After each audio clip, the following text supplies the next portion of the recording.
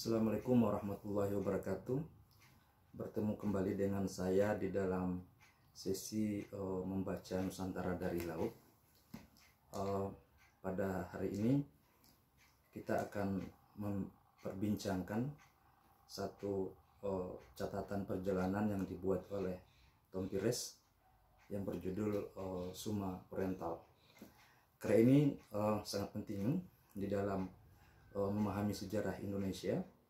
Ini salah satu sumber Portugis yang banyak memberikan informasi tentang sejarah Indonesia. Namun saya akan mendiskusikan bagian khusus yang berkaitan dengan bagaimana perdagangan rempah Maluku dan persaingan antara para pelaut dan pedagang untuk mendapatkan rempah. Nah, sebagai gambaran bahwa buku ini telah diterjemahkan dan diterbitkan oleh penerbit Ombak Yogyakarta pada tahun 2014. Cukup tebal, 466 halaman, dan ini semakin memudahkan para pembaca untuk mengetahui catatan penting dari Portugis mengenai Nusantara. Nah, seperti tadi saya katakan bahwa pembicaraan kali ini akan lebih difokuskan pada soal negeri rempah dan bagaimana jalur dan pola pelayaran dalam perdagangan rempah. Setidaknya ada 3 hal yang ingin saya bicarakan. Yang pertama mengenai gambaran Kepulauan Banda sebagai negeri penghasil pala yang dikemukakan oleh Tom Pires dalam buku ini. Berikutnya tentang Kepulauan Maluku sebagai negeri penghasil cengkeh. Dan pada akhirnya saya akan mendiskusikan mengenai jalur pelayaran dan pola perdagangan untuk memperlihatkan bagaimana persaingan antara para pedagang di masa lalu. Kita mulai dengan yang pertama, mengenai Kepulauan Banda. Tom Pires di dalam buku ini menyebutkan bahwa ada 5 pulau di Banda yang menghasilkan pala, dan satu adalah gunung berapi. Pulau Banda sendiri memiliki 4 pelabuhan, yakni Pelabuhan Selamon, Olutatam, Lontar, dan Pelabuhan Kombar. Jumlah penduduknya diperkirakan pada masa itu antara 2.500 sampai dengan 3.000 orang. Nah, di sini banyak para pedagang-pedagang Mor atau Melayu yang pada umumnya mendiami daerah pesisir. Mereka sudah datang ke sana dalam kaitan perdagangan, kata Tom Pires, itu sejak 30 tahun yang lalu atau sekitar akhir abad ke-15. Nah, pulau ini ya, Banda, menghasilkan 6.000 sampai dengan 7.000 bahar pala dan 500 sampai dengan 600 bahar fuli setiap tahun. Nah, selain Pulau Banda juga ada Pulau Naira. Di sana juga ada satu pelabuhan yang menjadi pangkalan bagi kapal-kapal dagang Jawa. Jadi kalau tadi Banda banyak pedagang-pedagang Melayu, nah di Pulau Naira banyak pedagang-pedagang dari Jawa. Pulau-pulau lain seperti Pulau Ai, Pulau Run, Pulau Rozengain itu tidak punya pelabuhan, namun menghasilkan pala, dan pala yang dihasilkan dari sana itu kemudian dibawa ke Banda untuk diperdagangkan. Nah, bagaimana situasi perdagangan pada masa sebelum kedatangan orang-orang Eropa? Nampaknya aktivitas perdagangan rempah di Banda banyak digerakkan oleh para pedagang Jawa dan pedagang Melayu. Nah, para pedagang Jawa ini menempuh rute perjalanan panjang mulai dari Malaka, lalu kemudian ke Jawa, seterusnya ke Nusa Tenggara, yakni Sumbawa dan Bima, dan pada akhirnya mereka tiba di Kepulauan Banda. Dalam perjalanan ini mereka membawa kain, ya, yang juga beras. Komoditas yang terakhir ini mereka ambil dari Bima. Nah, selain kain juga ada cas, ya, yang digunakan untuk membeli pala. Alat tukar yang digunakan selain barang-barang yang dibawa juga adalah sagu. Ini untuk aktivitas para pedagang-pedagang lokal di Maluku, di Kepulauan Banda. Nah, kain-kain kasar yang dibawa oleh kapal-kapal dagang Melayu dan Jawa ini menjadi sasaran pembelian oleh penduduk yang datang dari Halmahera sampai dengan Papua. Mereka itu sendiri datang membawa gading gajah, emas, dan juga sagu untuk selanjutnya dibarter dengan komoditas perdagangan di Banda. Ada satu komoditas yang paling diminati namun terbatas oleh orang-orang Turki dan Persia, yaitu Tom Pires menyebutnya di buku ini sebagai burung surga, ya, Passaros de Deus, yang kemudian kita lebih mengenalnya dengan burung cendrawasih. Nah, ini adalah komoditas yang diperdagangkan sejak masa perdagangan rempah. Nah, itu tadi gambaran bagaimana pedagang Melayu dan juga pedagang Jawa. Lalu pedagang lain kemudian yang datang adalah pedagang-pedagang Eropa. Nah, tentu Tom Pires banyak menceritakan tentang orang-orang Portugis karena itu dianggap sebagai bagian dari wilayah yang dikuasai oleh Portugis. Nah, kapal-kapal dagang Portugis ini setidaknya membawa 3 jenis kain. Yang pertama adalah berbagai jenis kain sinabaf, ya. Lalu kemudian sejumlah kain putih berkualitas dari Bengal, dari benua Kelim, dan juga dari Gujarat. Yang ketiga adalah kain-kain kasar, ya, tentunya harganya tidak terlalu mahal, dan kain ini banyak diminati oleh orang-orang yang datang dari Halmahera dan Papua. Selain itu, kapal-kapal Portugis juga membawa komoditas lain seperti guci kuno, ada perhiasan, dan juga manit-manit dari Cambai. Nah, Tom Pires juga mencatat bahwa di Banda juga dapat diperoleh cengkeh, namun cengkeh ini datangnya dari Maluku yang dibawa lewat Ambon ke Banda. Nah, itu gambaran mengenai Kepulauan Banda. Lalu kita masuk, atau Tom Pires membicarakan mengenai Kepulauan Maluku. Nah, perlu saya sampaikan bahwa Kepulauan Maluku yang dimaksud dahulu di abad ini adalah wilayah yang sekarang secara administratif termasuk di dalam Provinsi Maluku Utara. Nah, Tom Pires mencatat bahwa di Kepulauan Maluku itu ada 5 pulau utama. Ya, sebetulnya banyak pulau, hanya catatan awal menyebutkan 5 pulau. Pulau yang dimaksud adalah Ternate, Tidore, kemudian Moti, Makian, dan Bacan.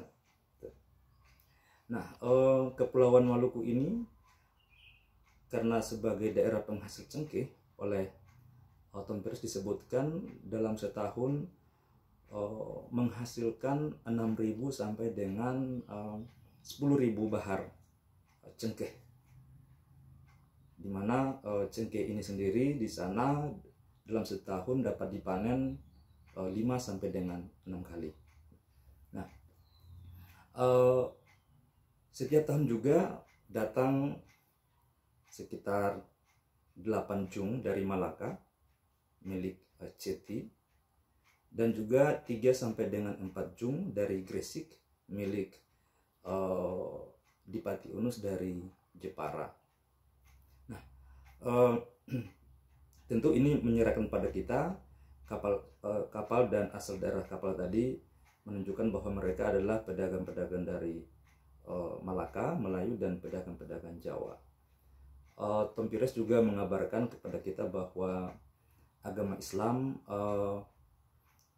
tiba di Maluku Utara itu sekitar 50 tahun terakhir.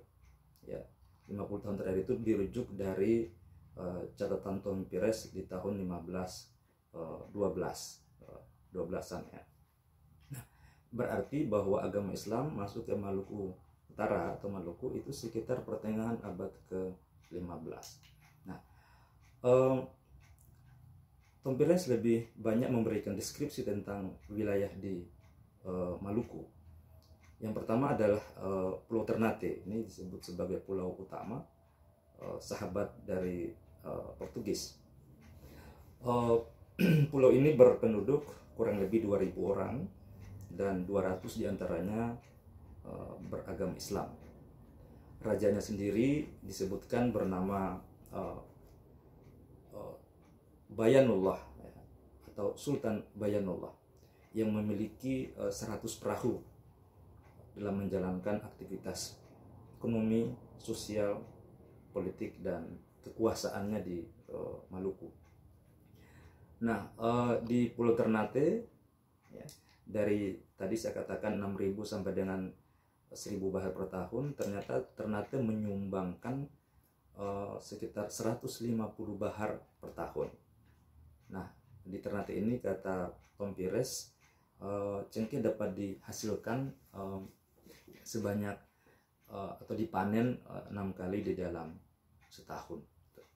Nah, selain cengkeh, di Ternate juga dapat diperoleh komoditas yang lain, seperti besi yang didatangkan dari Kepulauan Banggai yang sudah dalam bentuk kampak-kampak besi, parang, pedang, dan juga pisau. Juga komoditas seperti emas, gading, kain kasar lokal, ya. Ada burung beo dari Pulau Morotai, dan juga ada burung beo putih dari Seram.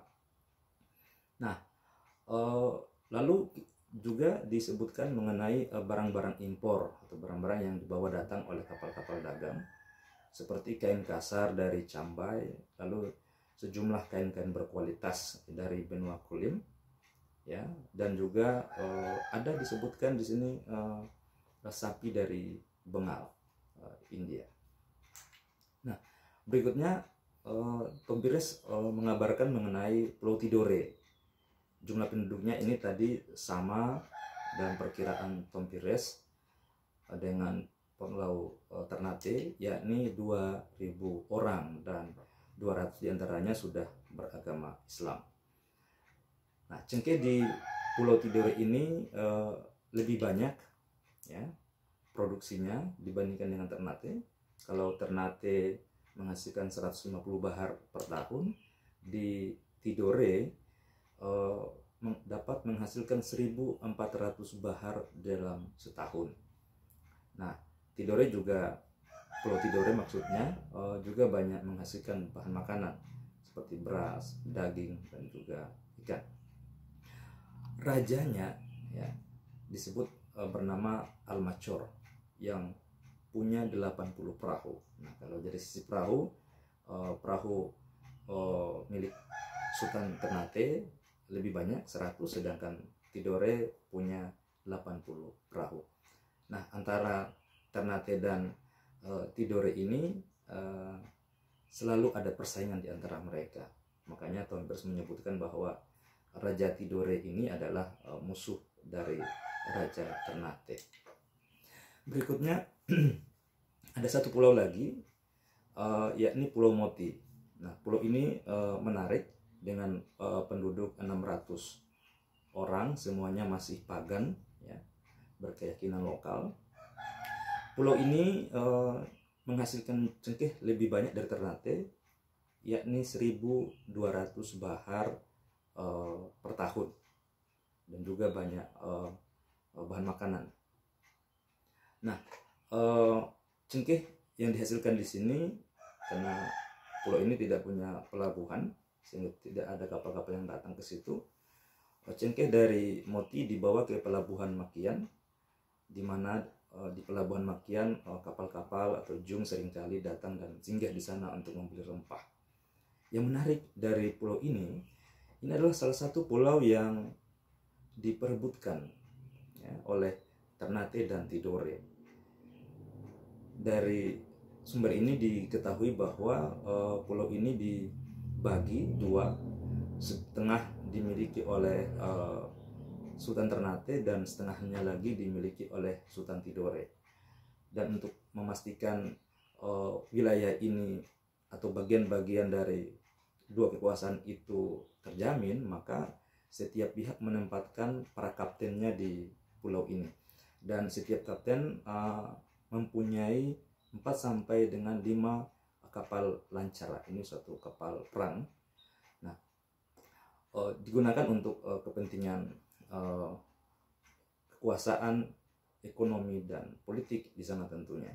Kita punya catatan bahwa beberapa abad sebelumnya, sekitar abad ke-14 atau 13, di pulau ini dilakukan perjanjian Moti antara para raja di Maluku yang menghasilkan suatu perjanjian dan terbentuknya konfederasi politik di Maluku Utara yang kita kenal dengan Maluku Kiraha, yakni persekutuan antara sejumlah kerajaan, yaitu Ternate, Tidore, Bacan, dan Jailolo. 4 wilayah inilah yang kemudian didefinisikan sebagai Maluku. Nah, tentu saya tidak akan mengurai lebih jauh mengenai hal ini. Kita pindah dari Moti, kita pindah ke pulau yang keempat, yakni Pulau Makian. Nah, pulau ini menghasilkan cengkeh lebih banyak dari Ternate tentunya, karena Pulau Makian ini bisa menghasilkan 1.500 bahar cengkeh per tahun. Nah, ini tentu lebih banyak dari Tidore. Nah, di Pulau Makian ini menghasilkan banyak makanan, ya, cukup berlimpah, dan air yang sangat bagus. Nah, pelabuhannya pun juga sangat bagus, sehingga junjung seringkali datang ke sana untuk memuat cengkeh yang didatangkan dari semua pulau kecuali Pulau Ternate. Nah, penduduk Pulau Makian ini sebanyak 3.000 orang, dan umumnya mereka masih pagan atau berkeyakinan lokal. Rajanya bernama Ucem, ya, yang sudah beragama Islam. Dikabarkan dia adalah sepupu tertua dari Sultan Tidore. Nah, raja ini memiliki perahu yang paling banyak, ya, yaitu sebanyak 130 perahu. Ya, bandingkan dengan Tidore, Sultan Tidore yang punya 80 perahu dan Sultan Ternate punya 100 perahu. Yang berikutnya adalah yang kelima, gugusan Kepulauan Bacan. Ya, pulau-pulau ini kata Tom Pires terdiri atas 10 pulau, dan hanya Pulau Bacan yang menghasilkan cengkeh, ya, sebanyak 500 bahar setahun. Juga di Pulau Bacan ini menghasilkan banyak pits atau ter. Beberapa catatan sejarah yang lain, dalam beberapa studi disebutkan bahwa ini adalah daerah yang memiliki hubungan perdagangan rempah terutama ke Sumatera di masa Sriwijaya sekitar abad ke-9 atau 10 Masehi, ya. Jadi cengkeh ini diperkenalkan oleh Bacan sejak masa Sriwijaya dalam perdagangan maritim. Nah, pelabuhan Bacan sangat baik, dari sisi kondisi wilayahnya. Penduduknya hampir semuanya pagan dan mereka giat di dalam menjalankan aktivitas perdagangan besar. Rajanya bernama Yusuf atau Cucuf ya, yang memiliki banyak perahu. Dia adalah saudara tiri dari Raja Ternate. Selain 5 gugusan pulau-pulau tadi, juga ada Pulau Jailolo ya. Di Pulau Jailolo ini banyak tumbuh cengkeh secara liar ya, seperti juga tadi di Bacan. Daerah ini memiliki banyak bahan makanan, juga penduduknya, dan di sana juga banyak dihasilkan perahu. Di pulau ini ada satu pelabuhan yang namanya Pelabuhan Jailolo. Semua penduduknya masih pagan atau beragama lokal. Rajanya sendiri seorang Muslim, namun Jailolo dikatakan oleh Tompires ini adalah musuh dari Ternate. Sekarang tiba kita pada satu analisa mengenai jalur dan pola pelayaran. Nah, sebelum kedatangan bangsa Portugis, jalur pelayaran perdagangan rempah ya dari Maluku ke Malaka itu melewati jalur selatan. Jalur selatan itu kalau kita boleh mulai dari Maluku atau Ambon, kemudian menyisir pantai utara Nusa Tenggara, Sumbawa dan Bima, lalu masuk ke Jawa dan pada akhirnya tiba di Malaka. Nah, sebab salah satu pusat terkemuka perdagangan pada masa sebelum kedatangan Portugis adalah kota pelabuhan Malaka. Nah, jalur ini sebagaimana disebutkan Tompires adalah jalur yang cukup panjang dan juga tentu lambat. Masa tempuh pelayaran bisa lebih dari sebulan atau 2 bulan. Lalu jalur yang kedua adalah jalur utara. Nah, jalur utara ini kalau kita tarik dari Kepulauan Maluku ya, dimulai dari Banda atau Ambon ya, kemudian Maluku menuju ke Buton, Kalimantan, Singapura dan Malaka, atau sebaliknya dari Malaka menuju ke Singapura, Kalimantan, Buton, dan pada akhirnya tiba di Kepulauan Banda dan juga Maluku. Nah, pelayaran ini terutama ditempuh oleh kapal-kapal niaga Portugis yang disebutkan bisa ditempuh dalam tempo antara 1 bulan dari Malaka sampai di Banda, dan dari Banda sendiri menuju ke Maluku Utara itu antara 1 sampai dengan 2 hari.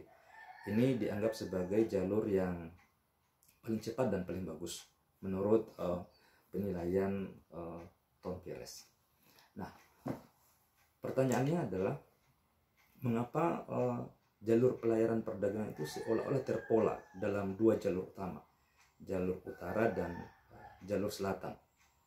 Nah, Tompires di sini mencoba untuk memberikan satu penggambaran bagaimana pola perdagangan di 2 jalur tadi. Yang pertama adalah jalur selatan, jalur yang paling lama. Jalur ini digunakan oleh junjung dari Malaka ya, yang dibawa oleh para pelaut pedagang Malaka dan pedagang Jawa. Menurut Tompires ya, kapal-kapal ini punya sedikit modal ya, sehingga mereka harus menempuh perjalanan panjang. Dari Malaka mereka membeli sejumlah komoditas, lalu kemudian nantinya diperdagangkan ya, di sepanjang jalur pelayaran yang mereka lewati. Kapal-kapal ini akan singgah di sejumlah pelabuhan di Jawa untuk menjual barang-barang yang mereka bawa dari Malaka, dan kemudian membeli lagi barang baru yang dengan harga yang sedikit murah untuk dilanjutkan dijual lagi ke pelabuhan-pelabuhan berikutnya di pantai utara Nusa Tenggara, terutama di Bima dan Sumbawa, dan di daerah itu mereka setelah menjual barang-barang yang dibawa akan membeli lagi kain-kain dengan harga yang murah, dan juga terutama dari Bima mereka membeli beras yang akan dibawa ke Kepulauan Banda dan juga Maluku. Nah, Tom Pires juga memberikan satu karakter mengenai jalur selatan ini dari sisi awak perahu yang menggerakkannya, bahwa awak perahu ini pada umumnya adalah budak, ya. Artinya orang yang dipekerjakan untuk di atas perahu bagi kepentingan perdagangan. Selanjutnya, Tom Pires juga memberikan penggambaran mengenai pola perdagangan di jalur utara. Pola ini atau jalur ini digunakan oleh kapal-kapal niaga Portugis.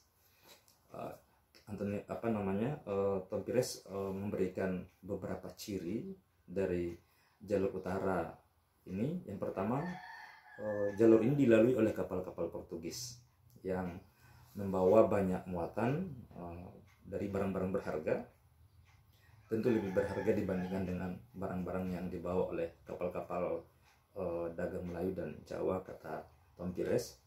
Dan di jalur ini mereka tidak perlu harus singgah sepanjang pelabuhan yang dilewati seperti pada jalur selatan, karena mereka membawa barang yang dibawanya langsung dijual di Kepulauan Maluku ataupun di Kepulauan Banda. Dengan demikian maka masa pelayaran mereka lebih cepat, jalurnya pun juga lebih mudah, dan ini dianggap lebih menguntungkan. Dan ciri yang lain adalah bahwa awak kapal yang dipekerjakan di sini pada umumnya digaji. Ini berbeda dengan kapal-kapal Melayu tentunya. Nah, ada pertanyaan analisis yang bisa kita coba diskusikan mengenai mengapa harus ada dua jalur. Jalur utara ini terbentuk seiring dengan kedatangan orang-orang Portugis di dalam dunia perdagangan maritim Nusantara. Nah, mari kita coba analisis mengapa dua jalur, dan itu tidak dijelaskan secara eksplisit oleh Tom Pires di dalam buku ini. Nah, sebagai satu kerangka yang bisa kita gunakan adalah mengenai persaingan antara para pedagang Portugis dengan pedagang-pedagang Muslim. Nah, satu di antara kajian yang cukup menarik itu ditulis oleh KM Chowdhury. Ya. Dalam kajian itu Chowdhury mengatakan bahwa sejak kapal-kapal niaga Portugis memasuki Samudra Hindia, maka perairan tersebut yang dahulu sangat aman berubah menjadi dalam tanda petik neraka bagi para pelaut yang memanfaatkan jalur tersebut. Mengapa? Sebab karena di jalur itu nampaknya diwarnai oleh persaingan antara pedagang-pedagang Muslim dan pedagang-pedagang Portugis yang tak lepas dari semangat perang salib antara Muslim dan Kristen. Nah, ini dari sisi hasil penelitian. Namun kita juga bisa melihat, seperti juga ditulis oleh Tom Pires di dalam karya ini, bahwa setelah Portugis jatuh atau dikuasai oleh Malaka di tahun 1511, maka segera setelah itu, setahun kemudian, Dipati Unus dari Jepara mengerahkan sekitar 100 kapal dalam berbagai ukuran. Yang terbesar adalah jung. Salah satu jung yang paling besar itu berkapasitas sampai dengan 1000 ton. Nah, di tahun 1512 Dipati Unus mengerahkan kurang lebih 40.000 pasukannya untuk menggempur Malaka. Alasannya jelas, yakni untuk menaklukkan kuasa Portugis yang telah melakukan monopoli pelayaran dan perdagangan.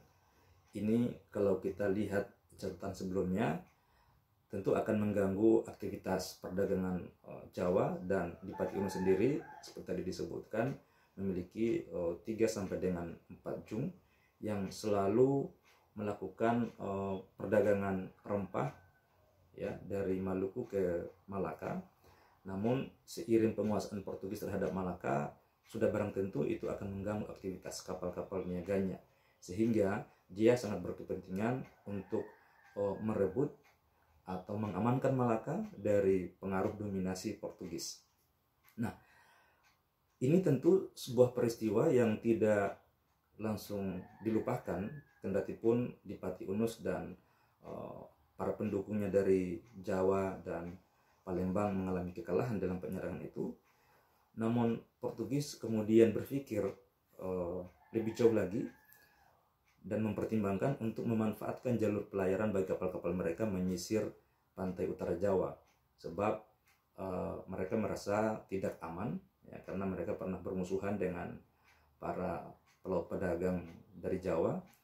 Oleh karena itulah hemat saya, mereka kemudian memilih jalur ke utara dengan pertimbangan dapat menjauhi pusat-pusat perdagangan pelaut dan pedagang-pedagang muslim di pantai utara Jawa.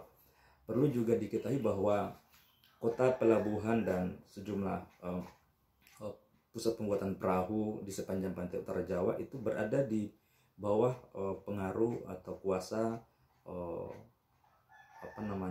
orang-orang Islam atau sejumlah kesultanan.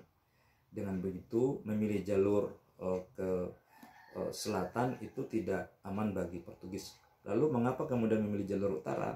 Sekali lagi itu untuk menghindari basis-basis pedagang-pedagang muslim di sepanjang pantai utara Jawa. Nah, kalau tadi kita melihat bagaimana jalurnya dari Malaka menuju ke Singapura lalu masuk Kalimantan. Nah, Kalimantan sendiri pada masa itu belum banyak terpengaruh oleh aktivitas para saudagar-saudagar muslim. Demikian juga ketika memasuki Buton ya. Tentu kalau Buton akan melewati Makassar sebagai satu kekuatan politik, tapi Makassar di dalam era ini belumlah tampil sebagai satu kekuatan politik yang dominan. Dan lagi pula agama Islam belum terlalu berkembang pesat di awal abad 16, karena agama Islam secara politik kelembagaan baru diterima di awal abad ke-17. Lalu kapal-kapal mereka menuju Buton. Mengapa ke Buton? Karena dari Buton itu sudah memasuki kawasan Laut Banda, yang dengan demikian akan memudahkan bagi kapal-kapal Portugis untuk bisa mencapai Kepulauan Banda. Nah, jadi nampak sekali adanya persaingan antara pedagang-pedagang Portugis dengan pedagang-pedagang Muslim